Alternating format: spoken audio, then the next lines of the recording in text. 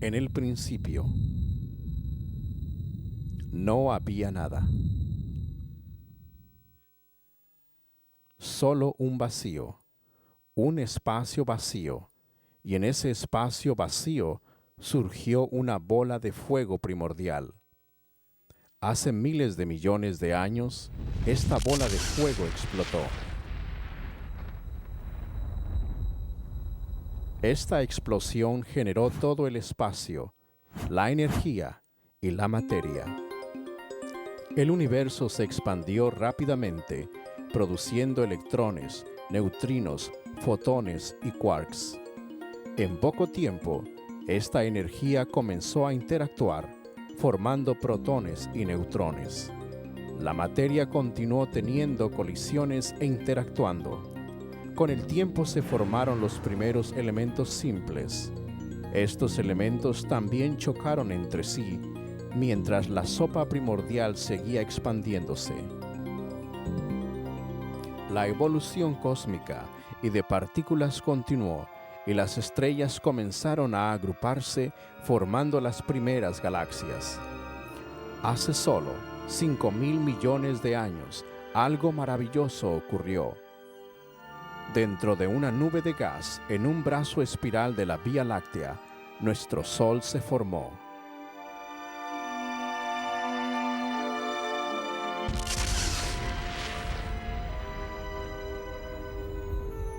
Esta nueva estrella dio luz a los planetas, lunas y asteroides. Uno de estos planetas, conocido como la Tierra, desarrolló una atmósfera. El medio ambiente de la Tierra se cree estaba lleno de erupciones volcánicas, relámpagos, un clima turbulento, átomos mezclados y la energía necesaria para crear las primeras células vivas simples. Luego, a través de millones de años de mutaciones y de selección natural, aparecieron las algas, medusas y platelmintos. A medida que la evolución continuó, los peces aparecieron en los mares en el planeta Tierra. Algunos de estos peces evolucionaron convirtiéndose en anfibios y a través de selección natural se formaron en reptiles. Una parte de estos reptiles evolucionó en una variedad de criaturas, incluyendo a los mamíferos. Algunos de estos mamíferos se convirtieron en primates. De estos, un grupo aislado evolucionó, llegando a ser los primeros ancestros del ser humano. Hace apenas 600.000 años, esta es nuestra increíble herencia evolutiva. La evolución continúa hoy. Conforme evolucionamos a nuestro destino aún más alto en el universo.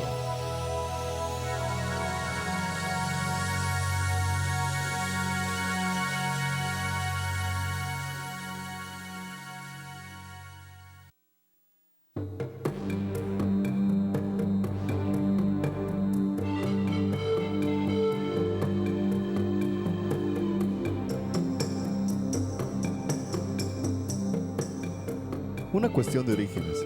¿Cómo se originó el universo y todas las cosas que vemos en el planeta? ¿Por qué existimos? Hola, soy Roger Oakland. Muchos de nosotros hemos considerado estas preguntas y en lo que respecta al tema de los orígenes, básicamente solo hay dos puntos de vista, la teoría de la evolución y la teoría de la creación. Durante el siglo XX, el mundo fue guiado a creer que la evolución produjo todas las cosas. Nuestro universo, la Tierra y toda la vida llegó a existir como resultado de una explosión en la materia y miles de millones de años de tiempo. Sin embargo, hay otros que creen que la evidencia que observamos apunta hacia un creador. Entonces, ¿cómo podemos saber? ¿Qué nos indica la evidencia que observamos?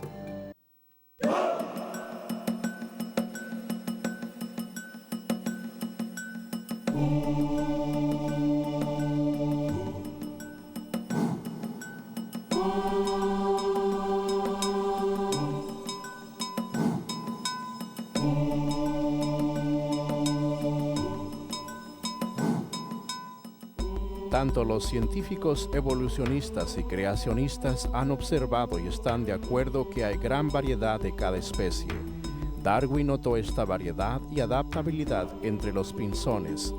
Él notó que los picos de los pinzones variaban un tamaño y forma y que las características de los picos afectaban la supervivencia de los pinzones. Hoy día, notamos una gran variedad de perros. Se cree que todas las 450 razas de perros hoy tienen un ancestro común. La mayoría de los científicos creen que este ancestro era similar al lobo de nuestro tiempo. Los científicos son testigos de la selección natural o supervivencia del más fuerte.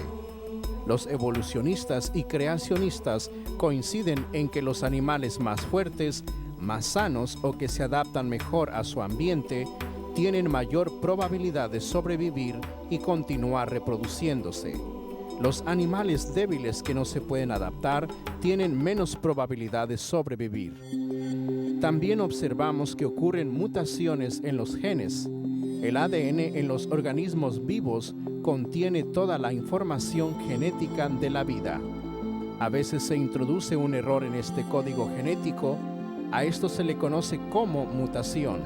Las mutaciones causan enfermedades y pueden ser inducidas por radiación, agentes químicos o errores de duplicación. Las mutaciones realmente ocurren, hacen toda clase de cambios en los genes, defectos de nacimiento, enfermedades, organismos enfermos. Son muy buenas para explicar el origen de la enfermedad, muerte y desastre, pero no sirven para nada cuando se trata de explicar el origen de algo nuevo, algún rasgo nuevo que nunca existió. Todas las mutaciones que conocemos son solo cambios en los genes ya existentes. Darwin observó muchas cosas en la naturaleza. Él fue un buen naturalista, un buen observador de información. Lo que él observó fueron varias plantas y animales cambiando de alguna manera a través de la adaptación, a través de la variación. Él los observó cambiar. Jamás vemos un tipo básico de algo cambiando a otra cosa. Nunca se ha observado esto en la ciencia o en la genética. Simplemente nunca se ha observado. Lo que vemos es variedad. La variedad ocurre, la adaptación ocurre, la evolución no ocurre. Mutaciones, selección natural, adaptación. Estas son unas de las observaciones en las que ambos evolucionistas y creacionistas están de acuerdo. Pero a pesar de los acuerdos, hay diferencias sustanciales, por lo que el debate continúa. Tenemos una gran variedad de vida, y no creo que sea posible para una persona, quiero decir, sin importar qué tan poderosa sea, simplemente tronar sus dedos y crear vida. Tiene que surgir naturalmente a través de millones de años. Yo no creo en la teoría de la evolución.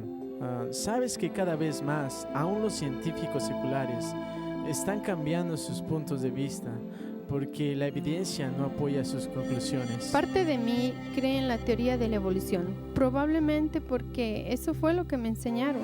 4 años de estudio, desafortunadamente, me han como lavado el cerebro hacia la evolución. Comenzaremos donde los evolucionistas dicen que todo empezó, con el Big Bang y la evolución del universo. Un aspecto interesante de la teoría de la evolución es que es una teoría muy poderosa y logra cautivar fuertemente la imaginación de los científicos, tanto que la han aplicado fuera del campo biológico, así como en las cosas animadas también. La han aplicado a los elementos químicos, las estrellas y las galaxias. Se dice que el universo mismo está evolucionando. Desencadenó el Big Bang la formación de las galaxias, estrellas, planetas y por último la vida. ¿Puede una gran explosión resultar en orden? Yo diría que no. De ninguna manera. Las explosiones causan caos, donde una unidad organizada se desmiembra fortuitamente. Cualquier explosión torna a un organismo en nulo y vacío. No hay ninguna evidencia, en mi entendimiento, de que una explosión o aún la teoría del Big Bang pueda producir seres organizados como nosotros o cualquier animal. El pensamiento evolucionista se aplica a la mayoría de las áreas de la ciencia. El campo de la cosmología evolutiva propone que el universo es un resultado de una explosión al azar 15 a 18 mil millones de años. No hay ejemplo que yo he observado donde una explosión produce un aumento en el orden. Explosiones son destructivas y causan degeneración espontánea no generación espontánea. Los científicos reconocen que todas las explosiones conocidas disminuyen el orden y estructura y aumentan el caos. La idea de que el cosmos evolucionó viola la segunda ley de la termodinámica, conocida como la entropía. La segunda ley declara que conforme avanza el tiempo, el universo se vuelve desordenado. A través del tiempo, todos los sistemas por sí mismos proceden en una dirección, de orden a desorden. Todos los días experimentamos entropía cuando vemos las cosas envejecer y deteriorarse. Este desmoronamiento contradice directamente la teoría de la evolución. Ahora bien, la segunda ley te permite incrementar orden. Por ejemplo, un bebé creciendo hasta adulto o una semilla convirtiéndose en un árbol. Esto es posible si solo si se tiene una fuente externa de energía y un mecanismo que aprovecha esa energía. Los evolucionistas no cuentan con ello. Como dijera Sagan, el cosmos es todo lo que hay, no hay nada más. Sin una fuente externa de energía, la segunda ley de la termodinámica es absolutamente contradictoria a la teoría del Big Bang. Lo que vemos en la cosmología es esto: todas las cosas se están degenerando. Las estrellas están consumiendo su combustible. De vez en cuando una estrella explota y va de orden a desorden rápidamente. Lo único que vemos en el universo hoy es que el universo se está gastando, se está deteriorando. Está yendo de orden a desorden, va hacia menos y menos organización. Hay una observación que los científicos hacen en cada campo de la ciencia y se llama generalmente la ley de la entropía. Es como si el universo fue de alguna manera enrollado como un reloj de cuerdas y se estuviese desenrollando. Los científicos que estudian cosmología hablan acerca de la muerte térmica postrera del universo. Conceptualmente es muy claro, por lo que conocemos que todo el universo, algunos miles de millones de años en el futuro, será de temperatura uniforme. No habrá diferentes temperaturas que explotar para obtener trabajo útil. El hecho de que el universo fue diseñado y ordenado en un tiempo finito pasado no ha escapado la atención de los científicos seculares. El científico de la NASA Robert Jastrow escribió: la segunda ley de la termodinámica aplicada al cosmos indica que el universo se está desenrollando como un reloj. Si se está desenrollando, tuvo que haber un momento en el cual estuvo enrollado. La siguiente pregunta obvia es: ¿quién lo enrolló? Gordon Van Wylen consideró esta pregunta ampliamente en su libro Termodinámica, cuando escribió: el autor ha encontrado que la segunda ley tiende a incrementar su convicción de que hay un creador que tiene la respuesta para el destino futuro del hombre y del universo. Nosotros solo vemos destrucción, nunca innovación, y esto, pienso, es lo que el modelo de la creación ha estado proponiendo todo este tiempo, que en el principio las cosas eran buenas, eran perfectas, tal como Dios quería, pero entonces el pecado entró en el universo y la maldición de Dios sobre toda la creación a causa del pecado. La paga del pecado es muerte, no solo en la vida física, sino en el universo. Todo se está muriendo, el sol se está consumiendo, la órbita de la luna está decayendo, todo está en proceso de muerte y descomposición. Evolucionistas y creacionistas están de acuerdo que el universo es finito. El espacio, el tiempo y la materia tuvieron un principio, comenzando con los estudios de Albert Einstein a principios de los años 1900 y a lo largo de este siglo. Los científicos están de acuerdo que el espacio, el tiempo y la materia tuvieron un principio. La ciencia del siglo XX, avergonzadamente, ha confirmado el punto de vista bíblico, pues el gran descubrimiento en cosmología es que los expertos están de acuerdo que el universo tuvo un principio. Ellos llaman a esto una singularidad. ¿Sabe? La idea del Big Bang realmente es que no había nada y después explotó. El hecho de que el universo es finito y tuvo un principio es un hecho clave, pero para los evolucionistas es un factor muy humillante porque resalta un asunto con el cual no quieren lidiar. El asunto es: ¿qué pasó antes de esta singularidad? El modelo de la creación siempre ha anticipado un universo finito. En el primer versículo de Génesis leemos: en el principio Dios creó los cielos y la tierra.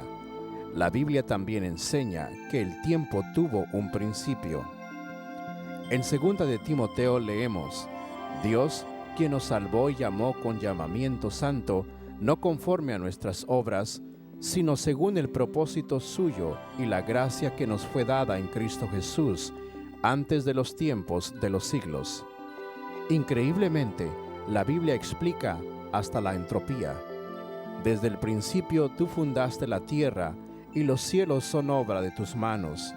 Ellos perecerán, mas tú permanecerás, y todos ellos como una vestidura se envejecerán.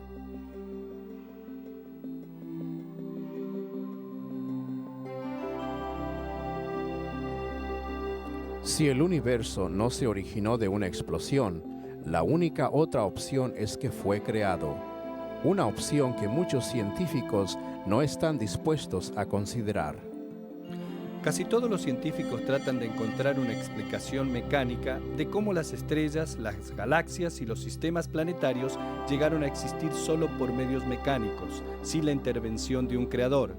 Yo creo que están totalmente equivocados. Si observamos al sistema planetario, han habido varias explicaciones tratando de mostrar cómo el sistema planetario llegó a existir sin ninguna intervención de Dios, y cada una de ellas ha fallado miserablemente. Muchas observaciones contradicen las teorías presentes de cómo el sistema solar evolucionó. La teoría más popular sostiene que el sistema solar se formó de una nube interestelar de gas y polvo girando en remolino. Si el Sol, los planetas y las lunas evolucionaron del mismo material, deberían tener muchas similitudes. Sin embargo, cada planeta es único, ya que el 98% del Sol es hidrógeno o helio. La Tierra, Marte, Venus y Mercurio deberían tener composiciones similares. En cambio, muchos menos del 1% de estos planetas es hidrógeno o helio. Si el sistema solar evolucionó, todos los planetas deberían girar en la misma dirección. Sin embargo, Plutón y Venus giran al revés, mientras que Urano está inclinado de lado y gira como una llanta. Todas las lunas en nuestro sistema solar deberían orbitar sus planetas en el mismo sentido. Por lo menos 6 de ellas tienen órbitas en sentido opuesto. Aún más, Neptuno, Saturno y Júpiter tienen lunas orbitando en ambas direcciones. Formar un planeta a través de muchas colisiones pequeñas produciría un planeta casi no giratorio, pues los impactos en parte se cancelarían a sí mismos. Sin embargo, todos los planetas giran, algunos mucho más que otros. Formar un planeta grande, distante y gaseoso como Júpiter y Saturno presenta un obstáculo insuperable para los evolucionistas, porque los gases se disipan rápidamente en el vacío del espacio exterior y aún estrellas similares al Sol no tienen suficiente hidrógeno o helio orbitando para formar ni siquiera un Júpiter. Los científicos no tienen respuesta al por qué 4 planetas tienen anillos o por qué cada planeta es tan singular. Las teorías del origen de las lunas también son inadecuadas. Los elementos de la Luna son distintos a los de la Tierra, y su plano orbital y órbita circular ofrecen una fuerte evidencia de que la Luna fue creada en su órbita presente. No hay evidencia que el sistema planetario solamente haya surgido por medios mecánicos. Sin embargo, a medida que los científicos empezaron a observar el increíble universo en que habitaban, comenzaron a darse cuenta de que había ciertos factores que estaban simplemente muy bien afinados para la existencia del hombre, de las moléculas y de la vida orgánica. Entre más se fijaron, se dieron cuenta que efectivamente existimos en una línea muy fina y que hay muchas indicaciones que el universo ha sido especialmente diseñado y el hombre es el mero centro de él. Si tratamos de modelar el universo que conocemos, al intentar construir un modelo matemático que refleja lo que conocemos, rápidamente descubrimos que hay miles de parámetros y proporciones que si los ajustan aunque sea solo un poquito, la vida sería imposible. Descubrimos rápidamente que si la Tierra estuviera un poquito más cerca o un poquito más lejos del Sol, sería demasiado caliente o demasiado fría. Si girara a una velocidad un poco diferente o si las masas fueran un poco diferente, tendría mucha o muy poca atmósfera. Al tratar de modelar esto, rápidamente descubrimos que todos los parámetros se reflejan en un balance increíblemente delicado, como si todo lo que conocemos fue hábilmente diseñado y balanceado para el hombre. La Tierra está a una distancia específica del Sol y han calculado que si tan solo estuviese 5% más cerca, el agua de los océanos serviría. Si tan solo estuviese 1% más lejos, entonces los océanos se congelarían. Esto da una idea de qué tan fina es la línea en la que caminamos. La gravedad en la superficie de la Tierra es exactamente lo que debe ser. Más gravedad y tendríamos demasiada presión atmosférica, menos y no tendríamos atmósfera. El espesor de la corteza es crucial, el periodo de rotación de la Tierra, la interacción gravitacional entre la Luna y la Tierra, curiosamente tiene que ser exacta. Todo esto contribuye a que la vida sea posible, lo cual colectivamente es un argumento aplastante a favor de un diseñador. Los científicos no quieren reconocer esto porque un diseñador implica responsabilidad. Para los científicos creacionistas, no es sorpresa que la Tierra haya sido finamente conformada para la existencia de la vida. La Biblia declaró este hecho hace miles de años. En Isaías leemos: porque así dijo Jehová, que creó los cielos, Él es Dios, el que formó la tierra, el que la hizo y la compuso. No la creó en vano, para que fuese habitada la creó. El físico y ganador del premio Nobel Arno Penzias declaró en 1992: la astronomía nos guía a un evento único, un universo que fue creado de la nada, con el muy delicado balance necesario para proveer exactamente las condiciones correctas requeridas para permitir la vida. Un universo que tiene un plan, podríamos decir supernatural como base. El astrónomo George Greenstein declaró en su libro El universo simbiótico: al considerar toda la evidencia, el pensamiento de que algún agente sobrenatural debe estar involucrado surge instantáneamente. ¿Será posible que de repente, sin haberlo intentado, hayamos tropezado con prueba científica de la existencia de un ser supremo? ¿Fue Dios el que intervino y así providencialmente creó el cosmos para nuestro beneficio? Entre más estudiamos el cosmos, más verdaderas suenan las palabras del salmista: los cielos cuentan la gloria de Dios, y el firmamento anuncia la obra de sus manos. Un día emite palabra a otro día, y una noche a otra noche declara sabiduría. No hay lenguaje ni palabras donde no es oída su voz. Para que yo crea que toda vida y nuestros planetas surgieron de una gran explosión, no lo creo. Yo creo que debe haber un poder superior. No creo que haya algún creador detrás del universo. No, yo creo que el universo comenzó con el Big Bang. Yo creo que la Tierra fue diseñada para la vida por todo lo que vemos a nuestro alrededor.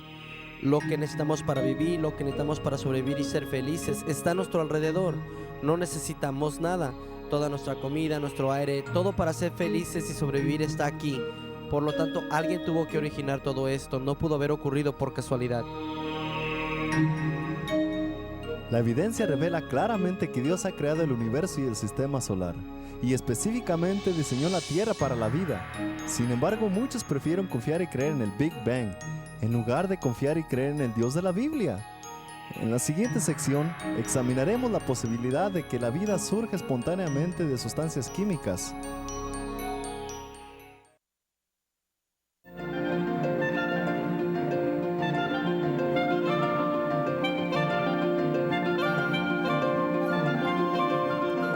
¿Produjo vida la evolución química en la Tierra primordial? Según el pensamiento evolutivo, toda la vida, bacteria, peces, plantas, animales y el hombre, se originaron de compuestos químicos. Esta teoría de que la vida surgió de sustancias químicas inertes se llama generación espontánea. Una de las leyes fundamentales de la biología es la ley de la biogénesis, la cual dice que la vida viene solamente de vida preexistente. Y claro, para el creacionista esto ciertamente no es de sorprender. La vida de Dios fue creada para multiplicarse según su género. Esto tiene sentido para un creacionista, pero para el evolucionista hubo un tiempo en el pasado en donde no existía ninguna vida, de manera que las sustancias químicas de alguna manera se unieron creando cosas vivientes, y esto es a lo que generalmente se le llama generación espontánea. y se han enfrentado problemas enormes al tratar de hacer que de un grupo de sustancias químicas surja vida. Hace algunos años, Stanley Miller hizo un famoso experimento. Tomó ciertos materiales simples, un poco de metano, amonio, vapor de agua, y los estimuló con una chispa eléctrica, tratando de simular relámpagos que caen una y otra vez en la atmósfera de la Tierra en la antigüedad. En una semana obtuvo aminoácidos, los bloques que constituyen las proteínas. Esto se aclamó como si se hubiese creado vida en un tubo de ensayo. Yo suelo usar esto cuando enseño evolución, pero observé el resto de la evidencia y hay 3 problemas con este experimento brillante. Primero, tenía los materiales equivocados para comenzar. Segundo, usó las condiciones equivocadas. Y tercero, obtuvo los resultados equivocados. Aparte de esto, fue un experimento brillante. El experimento de Miller asumió una atmósfera de metano y amonio, gases que no pudieron haber estado presentes en cantidades grandes porque el amonio se hubiera descompuesto por la luz ultravioleta y el metano se hubiera encontrado atrapado en el barro sedimentario antiguo. Pero no, Miller no incluyó el oxígeno porque sabía que el oxígeno destruiría las mismas moléculas que estaba tratando de producir. Pero tan profundo como escarbemos, encontramos rocas oxidadas, lo cual sugiere una atmósfera rica en oxígeno. La Tierra no tuvo una atmósfera reductora, digamos una atmósfera de metano, amonio e hidrógeno, como se sugirió en el experimento de Stanley Miller. Nunca ha existido la atmósfera así. La geología es clara ahora. Hay buena evidencia de que la Tierra siempre ha tenido oxígeno en su atmósfera. Ahora bien, esto excluye absolutamente cualquier origen evolutivo de la vida. Miller también usó las condiciones equivocadas. Él usó una chispa eléctrica para combinar las moléculas gaseosas. El problema es que la misma chispa que junta a los aminoácidos también los desbarata y hace mejor trabajo destruyéndolos que uniéndolos. El problema era que al unirse las sustancias químicas en el matraz, serían destruidos por la misma chispa que las unió. Miller, como bioquímico, sabía eso, por lo que circuló los gases, atrapando las moléculas que quería, usando un truco bioquímico muy conocido. Pero eso es hacer trampa. Supuestamente tenía que decir que de esta manera surgió la vida antes de que existiera algún diseño inteligente que preservara esas moléculas de esa fuerza destructiva. Las condiciones correctas dieron los resultados incorrectos. El producto principal en el experimento de Miller fue brea, un estorbo fastidioso en las reacciones orgánicas. Se produjeron también trazas de algunos aminoácidos que conforman las proteínas en organismos vivos. El problema es que el experimento de Miller produjo tanto aminoácidos derechos como izquierdos. Solo los aminoácidos izquierdos conforman las proteínas de la vida y una sola molécula derecha impide su producción. Lo que Miller produjo en realidad fue una poción venenosa que destruiría cualquier esperanza para la evolución química de la vida. Quizás digan, si lo que acaba de decir es verdad, ¿qué hay de los evolucionistas que creen en esto? Lo interesante es que los evolucionistas salen de acuerdo conmigo. En una ocasión estaba en un debate en la Universidad Estatal de San Diego. Yo solo era parte de la audiencia. 2 amigos míos, Dr. Henry Morris y Dr. Dwayne Gish, estaban en el debate de parte de los creacionistas. Al final, alguien en la audiencia exclamó: "Damas y caballeros, tenemos el privilegio de tener esta noche entre la audiencia al Dr. Stanley Miller. Dr. Gish acaba de explicar el por qué el experimento de Miller no producirá vida de lo inanimado. Así que esta persona le preguntó a Dr. Miller, quisiera responder a lo que el Dr. Gish dijo en cuanto a su experimento sobre la evolución química. El Dr. Miller dijo, no. Él no ha creído en eso por décadas. Él conoce todos esos mismos problemas. Yo diría esto, cualquier teoría sobre el origen de la vida en la Tierra o cualquier otro planeta en lo que a esto respecta es un cuento de hadas. Evolución enseña que la energía, en forma tal como relámpago o calor más materia, pueden ocasionalmente crear nueva vida. Sin embargo, toda nuestra industria alimenticia descansa en el hecho de que esto nunca puede suceder. Si examinamos un frasco de mantequilla de maní, contiene materia y está expuesta a luz y calor, pero nunca encontramos nueva vida adentro a menos que una vida externa la contamine. Si la teoría de la evolución fuese viable, entonces debería, ocasionalmente, al exponer esto a la energía, terminar con vida nueva. Cuando vamos a la tienda, si abrimos este frasco de mantequilla de maní, quizás no siempre, pero algunas ocasiones debería encontrar nueva vida adentro de él. Y bien, que cuando abrimos el frasco de mantequilla de maní, miramos adentro y no hay vida nueva. ¡Qué bueno! ¿No te alegra? Te da risa en estos momentos, pero nunca lo olvides, pues tú y yo conducimos colectivamente más de 1 billón de experimentos cada año y lo hemos hecho esencialmente por 100 años y nunca hemos encontrado nueva vida. De hecho, toda la industria alimenticia del mundo depende del hecho que evolución no ocurre. El caso de la evolución química se debilita cuando consideramos que se requieren largas cadenas de aminoácidos, todas exactamente en la posición correcta para formar las proteínas de la vida. Lo que es peor, los aminoácidos no se unen naturalmente para formar proteínas, sino más bien tienden a descomponerse. Ahora bien, las proteínas pueden tener de 2 a 3.000 aminoácidos, sustancias químicas muy complejas, las cuales se asemejan mucho a un programa de computadora. Cada aminoácido tiene que estar exactamente en la posición correcta. Si uno de ellos está equivocado, toda la proteína es inservible, tal como un programa de computadora.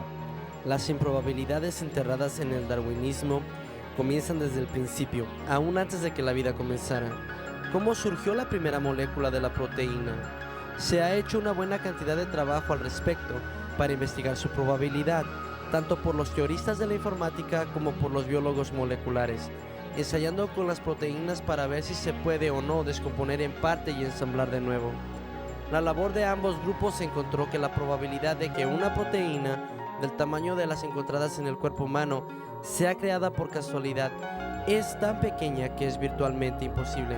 Es algo posible si tienes toda la eternidad a tu disposición, pero los darwinistas simplemente no tienen eternidad a su disposición. El científico de la teoría de la informática Haber Jackie calculó, y el biólogo Robert Sauer del ITM confirmó, que la probabilidad de que una proteína conteniendo tan solo 100 aminoácidos se forme espontáneamente es menor que 1 en 10 elevado a la 65ª potencia, un evento tan improbable que se puede comparar al ganarse la lotería del estado encontrando el billete ganador en la calle y luego seguir encontrándoselo cada semana por 1000 años. El origen de la vida animal, a partir de sustancias químicas complejas ordinarias, es tan grande que ningún evolucionista ha sido capaz de superarla jamás, y es una de las barreras más grandes que yo conozco para la teoría de la evolución. Aun si las proteínas se formaron milagrosamente, todavía no estamos cerca de producir vida. Las células vivas más simples requieren miles de proteínas especializadas para poder funcionar. Un número de científicos ha tratado de calcular la probabilidad de que la vida surja por casualidad. Sir Fred Hoyle, un matemático británico, usando una supercomputadora y la asistencia de estudiantes graduados, estimó la probabilidad del origen de las proteínas de una ameba, 2000 de ellas, surgiendo por casualidad. Él estimó que la probabilidad de que las proteínas de una ameba surjan por casualidad es 1 en 10 elevado a la 40.000 potencia. La probabilidad de 1 en 10 elevado a la 40.000 potencia es absurdamente pequeña. Para ilustrar esto, considere que la probabilidad de agarrar un átomo en particular de todo el universo es 1 en 10 a la 80ª potencia. Después de hacer este cálculo, el matemático británico Sir Frederick Hoyle declaró: la posibilidad de que la vida se forme de materia inanimada es 1 en un número seguido por 40.000 ceros. Suficiente para enterrar a Darwin y toda la teoría de la evolución. No hubo una sopa primordial, ni en este planeta ni en ningún otro. Y si los principios de la vida no fueron al azar, entonces tuvieron que haber sido el producto de una inteligencia con propósito. Podemos comprobar matemáticamente que la evolución es solo una broma. No pudo haber ocurrido. Richard Dawkins, por ejemplo, uno de los líderes evolucionistas, en su libro El relojero ciego, reconoce que el núcleo de cada célula, planta, animal o humana, tiene un banco de información más grande que los 30 volúmenes de la Enciclopedia Británica. Toda la vida, plantas, animales y el hombre está formada por células. Cada célula es una ciudad en miniatura, llevando a cabo las funciones complejas requeridas para la existencia de la vida. La membrana de la célula se repara a sí misma y consiste de proteínas especiales que vigilan lo que está fuera de la célula y seleccionan las moléculas que pueden entrar. Estas proteínas actúan como estaciones de bombeo, controlando la importación de nutrientes y la exportación de materiales de desecho. Adentro de la célula encontramos una asombrosa complejidad. Por ejemplo, el retículo endoplasmático es una red de transportación conteniendo fábricas que producen proteínas llamadas ribosomas. Los ribosomas producen muchos tipos de proteínas específicas, mientras que el retículo endoplasmático las canaliza a lugares precisos. Los cuerpos Golgi transportan proteínas a la membrana exterior, mientras que los lisosomas actúan como órganos digestivos que descomponen y reciclan moléculas grandes, convirtiéndolas en partículas que las células pueden usar. Los mitocondrias son las plantas de energía de la célula, produciendo el combustible que la célula consume. El núcleo contiene el centro de datos que gobierna la actividad de la célula. Adentro del núcleo encontramos los cromosomas que contienen la molécula del ADN, que funciona como una biblioteca, la cual contiene codificada toda la información necesaria para la vida. Miles de millones de instrucciones están codificadas en esta molécula autorreproductora, que detecta y corrige errores. Solamente si estas estructuras fuesen creadas simultáneamente, puede funcionar la célula. Por ejemplo, para producir ADN, la célula requiere más de 75 diferentes tipos de proteínas. Sin embargo, estas proteínas solo se producen bajo la dirección del ADN. La única solución a este dilema es creación. La probabilidad de obtener ADN capaz de hacer proteína al rodar el dado molecular es equivalente a la probabilidad de obtener 13 en un par de dados. El potencial no existe. La probabilidad de esto es simplemente 0. La evolución enseña que la bacteria fue una de las primeras formas de vida que evolucionó de sustancias químicas. Muchas bacterias se impulsan a sí mismas con un tipo de motor miniatura llamado flagelo. Este motor reversible, extremadamente eficiente, rota hasta 100.000 revoluciones por minuto. El motor bacterial es similar a un motor eléctrico. Tiene un filamento que obra como hélice, una junta universal, un rotor y un eje con balines. Cada parte del motor debe funcionar o la bacteria se muere, siendo que la bacteria puede empezar, parar y cambiar dirección y velocidad. Tiene que tener sensores sofisticados, interruptores y mecanismos de control. Todo esto está grandemente miniaturizado. 8 millones de estos motores cabrían en el corte transversal de un cabello humano. Aun cuando las bacterias son pequeñas, no son simples. Yo creo que el eslabón más débil en toda la teoría de la evolución es la idea del origen de la vida a partir de sustancias químicas inanimadas. Es más fácil llegar de la célula a una persona que llegar de sustancias químicas a la vida. La brecha que existe es tan increíblemente grande. Estoy convencido de que la vida es tan complicada, tan compleja, de ingeniería tan intricada, que donde sea que exista la vida, Dios la creó.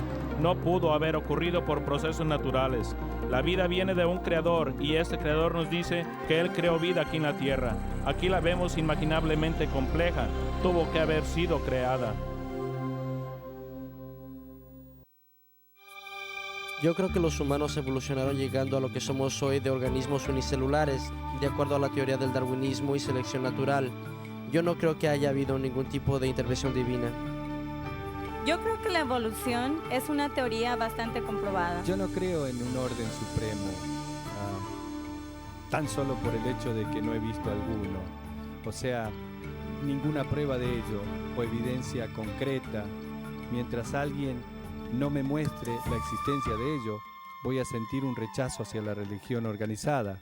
Y lo digo basado en la evolución química. Ninguna vida es simple, y toda vida muestra la obra de un diseñador. Los científicos saben esto. Sin embargo, muchos creen en la evolución química, en lugar de tener que responder ante el Dios creador de la Biblia. A continuación examinaremos el punto de vista evolutivo de que la vida simple ha evolucionado hacia la vida compleja.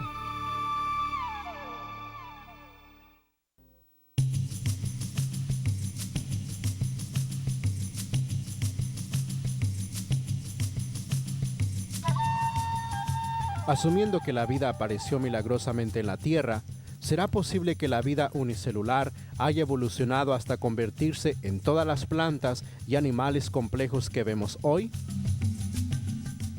Esta fue la idea de Darwin, de que a todo ser viviente en la Tierra eventualmente se le podría seguir el rastro hasta llegar a un ancestro común. Lo que los darwinistas creen es que toda la vida y todas las especies en la Tierra han evolucionado a través de un proceso espontáneo de mutación genética. Un cambio espontáneo en el ADN, el cual es el programa para todo ser viviente, acompañado de la selección natural o la sobrevivencia del más fuerte. Lo extraordinario es que la teoría ha sido bien aceptada universalmente por casi más de un siglo y no hay absolutamente ninguna evidencia directa para apoyarla. Darwin le dio mucha importancia al hecho de que había varios tamaños de pinzones pequeños, grandes y medianos. Él le dio gran relevancia al hecho de que habían pinzones con picos grandes, picos gruesos, picos largos y picos delgados. Darwin asumió que estos picos eran evidencia de la evolución. De hecho, estos picos fueron el resultado de la variabilidad genética y asistente en la población. Si tomas dos pinzones medianos con picos medianos y los cruzas, obtendrás algunos pinzones con picos pequeños y otros con picos grandes. A través del tiempo, a medida que estos pinzones se esparcen en los diferentes ambientes, ciertos tamaños de picos serán favorecidos por ciertos ambientes, por lo cual se volverán el tipo predominante. Pero el punto es que la capacidad de producir los picos pequeños, medianos y grandes ya estaba en la población paternal de los pinzones de las Islas Galápagos y eran simplemente las diferencias ambientales las que les permitieron expresarse. No fue la creación de ninguna formación nueva y singular. El problema es que todos estos pinzones en realidad se entrecruzan, y esto en biología es la prueba para reconocer una especie. Dos criaturas que pueden procrear y producir prole viva y fértil se les considera que pertenecen a la misma especie, y todos los pinzones de las Islas Galápagos cumplen este criterio, y es por eso que no hay muchas especies. Si la evolución fuese verdadera, no tendríamos preocupación por la extinción de las especies, habría nuevas siendo creadas. No tenemos nuevas especies, tenemos deterioración, hay toda clase de especies que ya no existen. Charles Darwin teorizó que dado el tiempo suficiente, una clase de animal podía evolucionar en otra. Esta es la base para el árbol evolutivo de la vida enseñado en biología. Sin embargo, el mismo Darwin reconoció la falta de fósiles en transición en los estratos rocosos. Darwin escribió: ¿eslabones intermedios? La geología ciertamente no muestra tal cadena orgánica finamente graduada, y esto quizás es la objeción más obvia y seria que puede ser usada en contra de la teoría. El problema clave con el darwinismo es el encontrar evidencia sólida. ¿En dónde se buscaría tal evidencia? Obviamente en las rocas. En el registro de las rocas, en el registro fósil. Fósiles han sido colectados por cientos de años, por siglos. Existen millones de fósiles en cada universidad y en cada museo del mundo, pero no hay especies intermedias. Al observar el estrato se encuentra un tipo de fósil. Al observar el estrato fósil superior se encuentra una clase diferente. Lo que no se encuentra es un cambio gradual. Una de las grandes evidencias a favor de la creación se encuentra en el registro fósil. Por ejemplo, en lo que se conoce como las rocas cámbricas, encontramos fósiles de gran variedad de invertebrados muy complejos. Almejas, caracoles, medusas, gusanos, branquiópodos, trilobitas y muchos otros invertebrados muy complejos. Pero en ningún lugar de la faz de la Tierra nadie ha encontrado ancestros fósiles de ninguno de estos invertebrados complejos. Ahora bien, este simple hecho arrasa con la teoría de la evolución. Los evolucionistas declaran que estos invertebrados evolucionaron convirtiéndose en vertebrados, tales como el pez. Sin embargo, en los últimos 150 años, los científicos han desenterrado millones de fósiles invertebrados y vertebrados, y no han encontrado ni una tan sola forma en transición. Cada clase mayor de pez del cual sepamos algo aparece completamente formado, sin rastro de predecesor alguno y ciertamente sin ningún rastro de formas transicionales que lo relacionen a unos con otros dentro de estas clases mayores de peces. Este hecho es conocido, los evolucionistas lo saben. El hecho de que no tenemos predecesores para los peces, los vertebrados, y no tenemos predecesores para los invertebrados, significa que no tuvimos ningunos predecesores y que la evolución es imposible. Un estudio del registro geológico confirma que cada uno de los grupos mayores de animales aparece repentina y totalmente formado. Por ejemplo, dentro del mundo de los insectos hay una gran variedad y complejidad. Sin embargo, los evolucionistas no ofrecen evidencia conclusiva de que ninguno de los insectos haya evolucionado a partir de un antepasado común. El mismo problema existe para toda la gran variedad de anfibios, reptiles y mamíferos. El árbol evolutivo de la vida no tiene tronco ni ramas. Por lo tanto, todos los intermedios implícitos son solo especulación ciega. A veces los darwinistas presentan ejemplos que ellos dicen ser transiciones. Por ejemplo, me supongo que el mejor ejemplo conocido es el Archaeopteryx, el cual aparenta ser mitad dinosaurio y mitad pájaro. El problema es que cuando observas a los dinosaurios de los cuales pudo haber evolucionado, lo que encuentras es que ninguno de esos dinosaurios tenía clavícula y todos los pájaros tienen una quilla ósea pectoral que sostiene los músculos que le permiten mover sus alas. Se ha dicho en el pasado que el Archaeopteryx no era más que un reptil emplumado. Bueno, nunca he visto todavía un reptil al cual solo le pones un montón de plumas y después de darle una patada en el trasero, vuele. No, el Archaeopteryx si voló, tenía alas, ciertamente no era un reptil emplumado. De hecho, tengo un artículo aquí conmigo publicado en marzo de 1996 en la revista de Paleontología de Vertebrados. El autor dice así: las características del cráneo propias de las aves demuestran que el Archaeopteryx es un pájaro y no un arqueosaurio emplumado separado de las familias de las aves. El eslabón perdido más importante de todos, claro está, es el eslabón perdido entre el ser humano y su antepasado con apariencia de simio. Ese es el eslabón que más nos interesa a todos. Lo hemos encontrado bueno. Si escucha a los darwinistas pensaría que hemos encontrado muchos de ellos. De hecho, la evidencia en realidad no existe. Todos los fósiles que se han encontrado hasta hoy han sido clasificados o reclasificados como humano o como simios. Y hasta la fecha el eslabón perdido sigue perdido. Por muchos años he estado investigando el llamado eslabón perdido entre el hombre y el simio, y he encontrado que cada uno de ellos simplemente no es para nada un eslabón. Tomemos, por ejemplo, Australopithecus, el esqueleto de Lucy.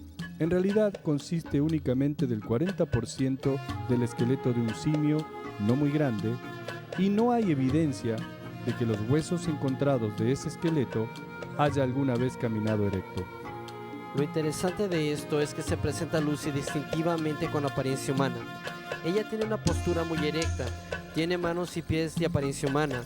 No estoy seguro de dónde los restauradores obtuvieron estos datos, pues examina los artículos de Randall y Sussman que describen el tipo de especie a los que pertenece Lucy.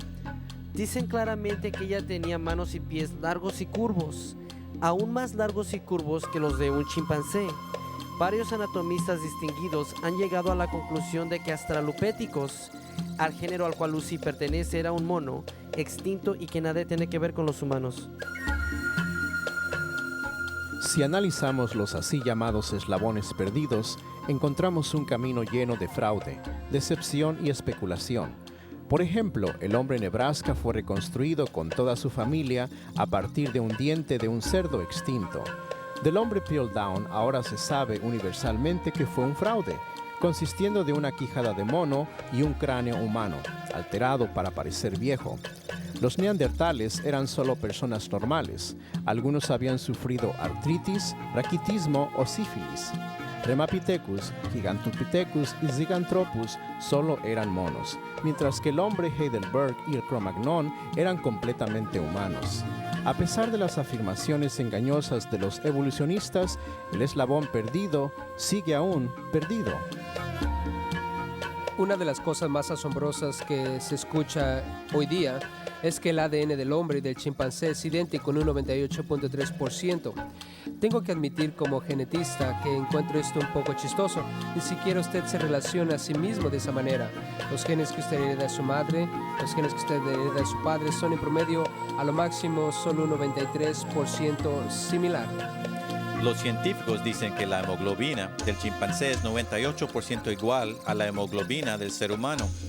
Lo que ellos no le dicen es que hay muchos otros organismos, incluyendo algunos mojos viscosos, que tienen hemoglobina muy parecida a la hemoglobina del ser humano.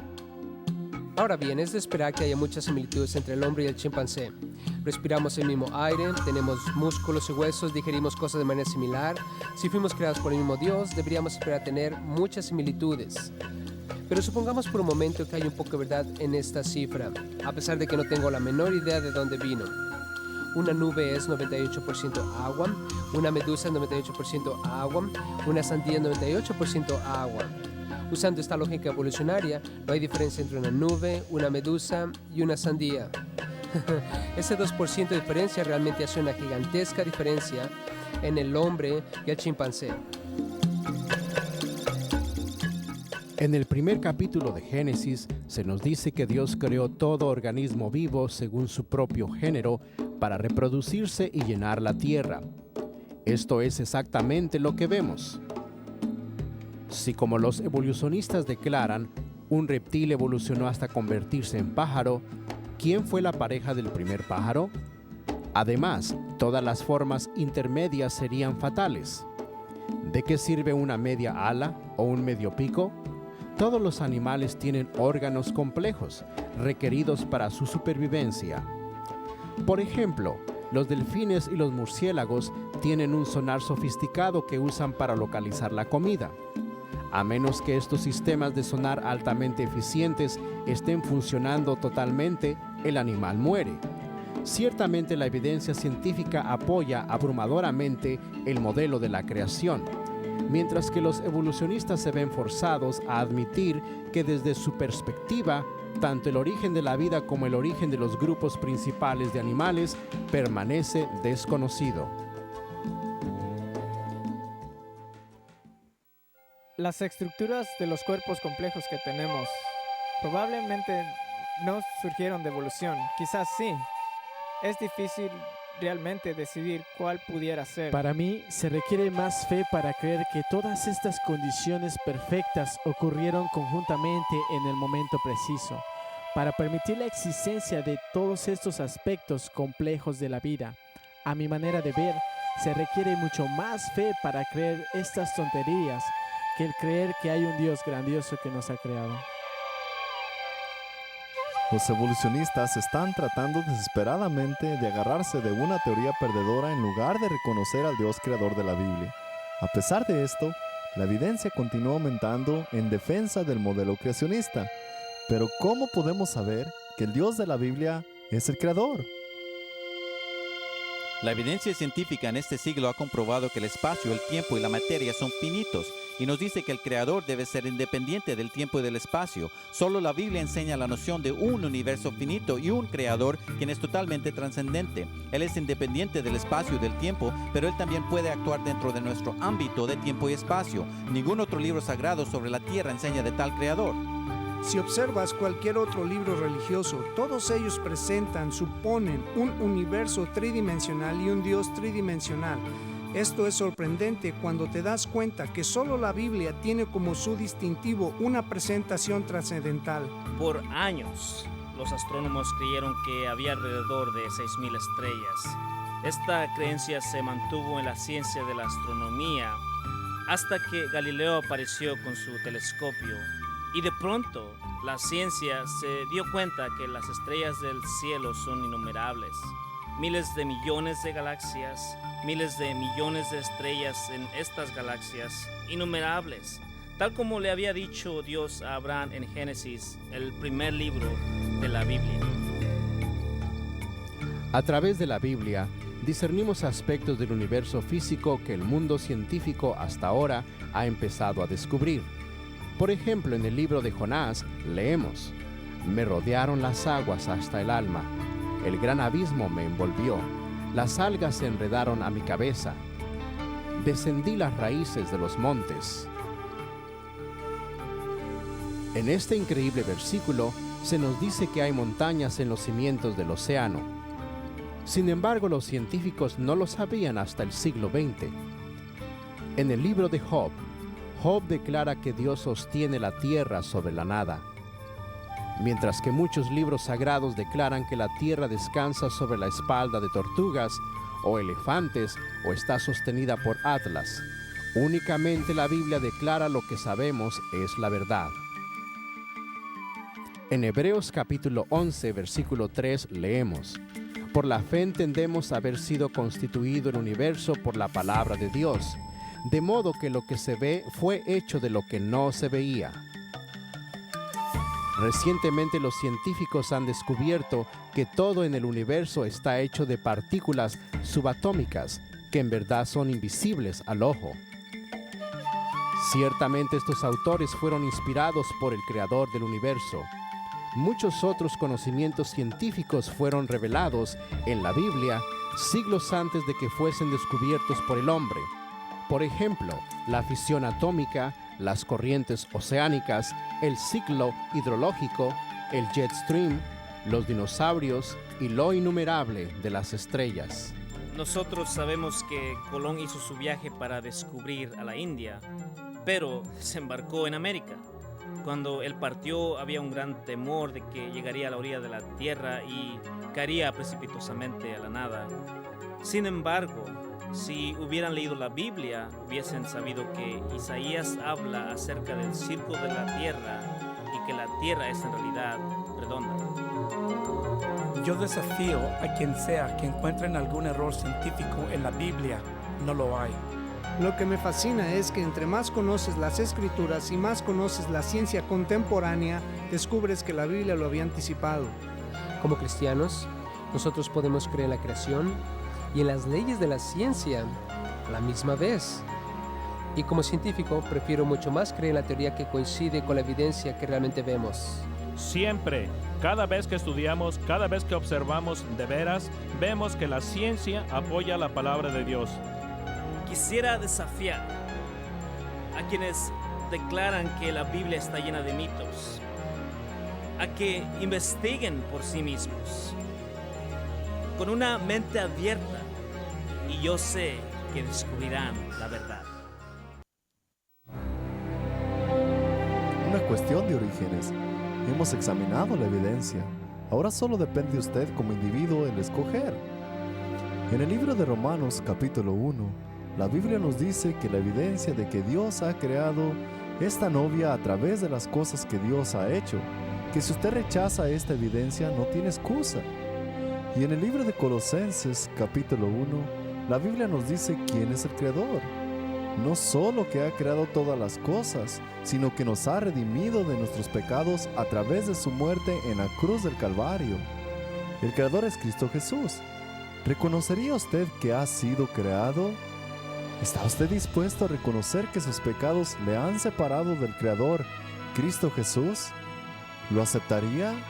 ¿Aceptaría quién es Él, lo que Él ha hecho? Reconociendo quién es usted y lo que usted ha hecho, sería la mejor decisión que usted pudiera hacer en toda la eternidad.